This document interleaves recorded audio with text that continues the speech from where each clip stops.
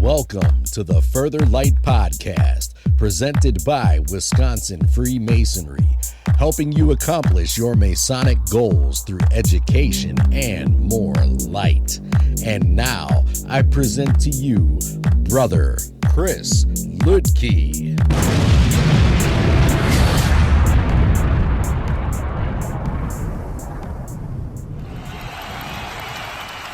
This is Brother Chris Ludke, and today I want to continue our summer short series by looking at the charge at closing. Again, just like the last episode, the charge at opening, what we're looking at is material that's no longer used in the jurisdiction of the state of Wisconsin. This is being drawn from a Constitution, Laws, and Edicts put out by the Grand Lodge of Wisconsin in 1908. It's a great reference. I don't know how many copies of this are floating around, and I wish I could remember where I came across it, probably an antique mall somewhere.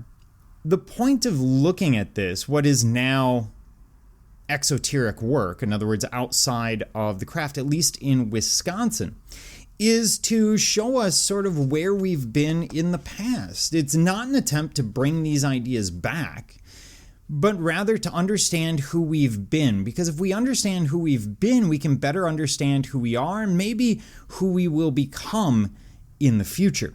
With that said, let's talk about the charge at closing. I'm going to read this verbatim and then annotate it after.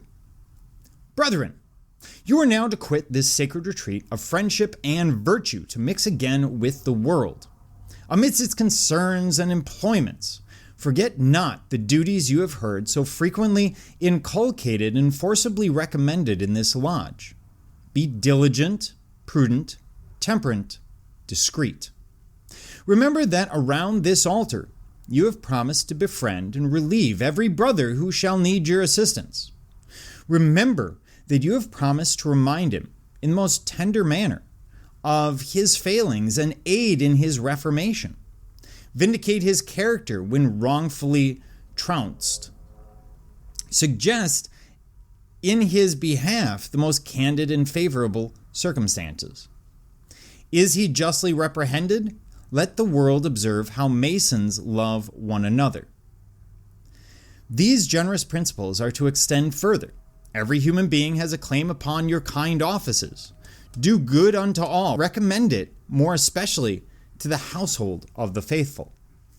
By diligence in the duty of your respective callings, by liberal benevolence and diffusive charity, by consistency and fidelity to your friends, discover the beneficial and happy effects of this ancient and honorable institution.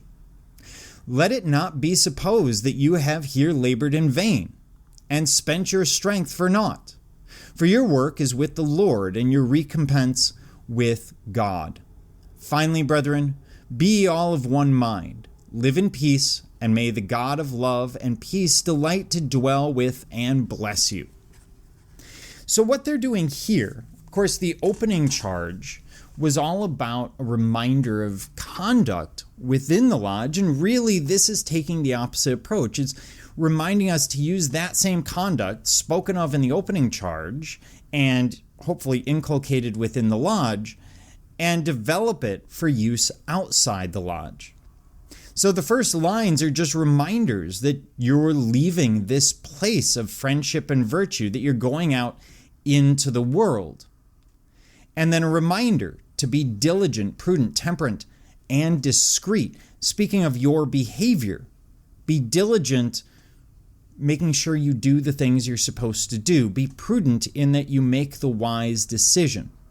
Temperate in that you subdue your passions. And discreet in that you don't call attention to yourself unnecessarily. Remember that around this altar you have promised to befriend and relieve every brother.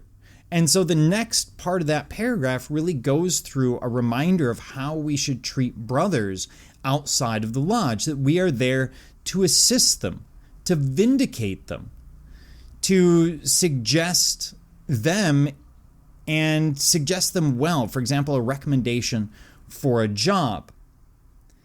And if they are justly reprehended, in that case, make sure that you are doing the right thing. That line is interesting. So it says, getting back to it, quote, suggest in his behalf the most candid and favorable circumstances. Is he justly reprehended? Let the world observe how Masons love one another. In other words, ask yourself, and interestingly, ask yourself if the person that you are defending, the brother you are defending, actually did the thing that we are being told he did, in which case maybe consider what you're going to do to support them. These generous principles are to extend further, and it goes on to say that every human being, not just brothers, has a claim upon your kind offices. Do good unto all. And that's interesting because it's really saying, look, Masonry doesn't stop at the lodge level. It's not just about the brothers that you meet with. It goes much further. Again, getting at that idea of serving your God, your society, your community, your family. Then in this last couple of paragraphs, by diligence in the duties of your respective callings, by liberal benevolence and diffusive charity, in other words, make sure that you're doing your jobs properly, that you are benevolent whenever possible, and that you are always charitable. By consistency and fidelity to your friends, discover the beneficial and happy effects of the institution. So by going out and doing good deeds, working through virtue, you will find that your life gets better. And just a reminder of that existing here. Let it not be supposed that you have here labored in vain and spent your strength for naught.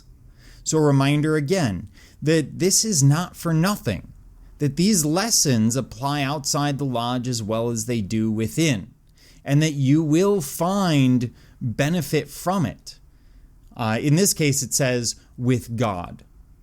So in other words, spiritually, you will develop. Finally, brethren, be ye of one mind, live in peace, and may the God of love and peace delight to dwell with and bless you. The final part is your sort of standard benediction. May God exist with you as you travel from this place. So the closing is focused on a reminder of those things that we inculcate in lodge, and that we are to live those lessons outside of it. It is not good enough to be a good Mason when you're in the lodge. You must be a good Mason beyond it. You must serve your society and your community in whatever way you can. And you notice it doesn't say you need to give money. It doesn't say you need to give time. It leaves open how you're going to be charitable, how you're going to be benevolent. But at the end of the day, it reminds us that we have to. And it does get across the idea that we reflect the fraternity. Just that reminder. Now, this isn't to say that the fraternity is mostly concerned with its own PR image. That's not really what it's getting at. It's more along the lines of, remember that you are representing all of your brothers. Remember the lodge. And so when you are about to act rashly, or maybe you fail to subdue your passions, remember that you represent something bigger than yourself. And to those outside people, any action by a Mason represents the actions of all Masons. We've seen it in politics, we've seen it in other settings, and it applies to us too. So it is something to think about, something to consider. Again, I'm not calling for this to return to the lodge. Rather, I think that we should look at material that we have had in the past, because it might give us some lessons for the future. If we understand our past, then we better understand how we got to the present. And if we understand the present, then we can have a sense of where we're going in the future. That being said, thank you for joining me, Brother Chris Leakey, and the entire Further Light team on your quest to find more light through Masonry. Are you interested in learning more about Freemasonry in Wisconsin? Visit wisconsinmasons.org to learn more about Masonry and access further educational content and more light. Once again, that address is wimasons.org. Any questions, comments, or suggestions, please email us at education@wisconsinmasons.org. And thank you for listening.